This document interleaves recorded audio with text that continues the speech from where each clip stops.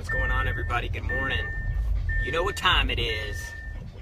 See, lesson learned from GC. Little tip from the whip driving to the office, man. Got a good one today. We are talking about certainty. Hopefully, these little morning drives can give you a little bit more certainty. I try to give you a little tip from behind the scenes, behind the curtain.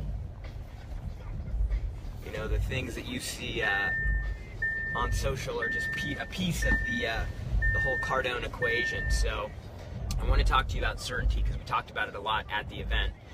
And what's really important for you to understand, both for yourself and your customers, when people are not certain, they will not make a decision. They will not take action. Your job is to create certainty with people, and that can be created a few different ways. Information is a good way to create certainty. Your confidence is a great way to create certainty, because think about it.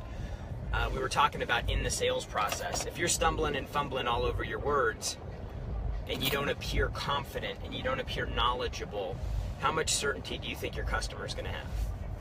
Right? And you could even take this down to a more micro viewpoint and say, like, different stages of the sales process. So if you lack confidence and knowledge in your presentation, in your fact finding, in the proposal of figures, discussing figures on a deal, if you demonstrate lack of confidence and knowledge in those areas, you will definitely create certainty, lack of certainty, uncertainty, doubt, right?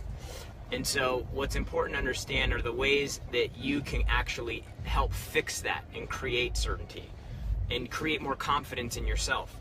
So like in the sales process, you got to find those areas in the deal that you kind of lose momentum. Those areas where, you know, your presentation slows down. I got, you know, a couple sales guys in the office who freaking run full sprint into the demo, and like the amount of certainty it communicates is like sky high. They run in, they know exactly what they're talking about. And then I got other people who kind of get into it a little bit more slowly. You could tell it's such a night and day difference.